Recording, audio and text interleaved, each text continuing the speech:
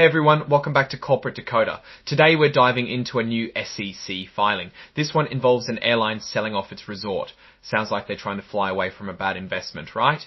Before we start, if you appreciate straightforward insights from corporate documents, make sure you're subscribed. Also, join our Discord community linked in the description below to discuss all things finance.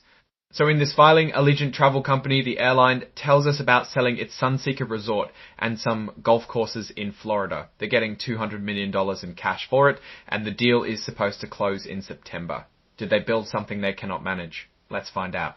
Okay, so the main event here is the agreement to sell their Sunseeker Resort, a golf course, and other related properties in Southwest Florida to affiliates of Blackstone Real Estate Group. The price tag is $200 million all in cash, which they expect to receive when the deal closes around September. Of course, there are some usual conditions that need to be met before the sale is final, and the final amount might change a bit based on some adjustments laid out in the agreement. They will provide us with this agreement so we can see what's going on. Now they are talking about debt. It seems like they just borrowed some money. Let's see what's going on.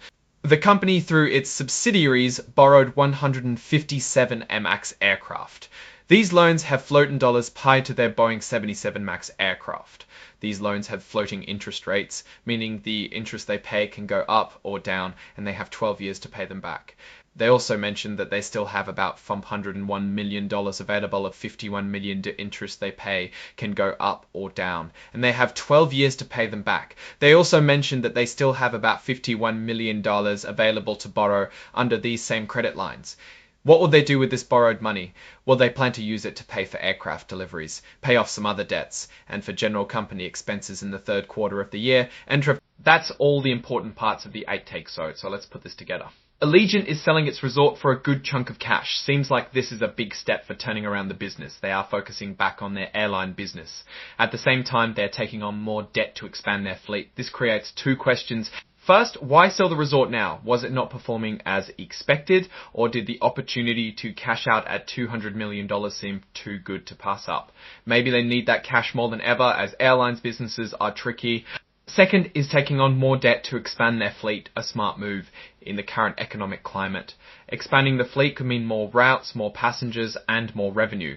But more debt also creates risks if the airline industry faces unexpected challenges. I believe that selling the hotel is good for them. Hotel and resort businesses are very different than running airlines. If having cash now is much better than having uncertain cash flows later. They can invest that money in airplanes and routes and expand. What's your take on Allegiant's moves? Is selling the resort a smart strategic shift, or are they missing out on potential future revenue? And what about taking on more debt? Is it a calculated risk or a gamble? Share your thoughts in the comments below. Make sure to hit that like button if you found this helpful, and subscribe for more deep dives into corporate filings. Don't forget to join our Discord channel to continue the discussion. Thanks for watching, and I'll see you in the next video.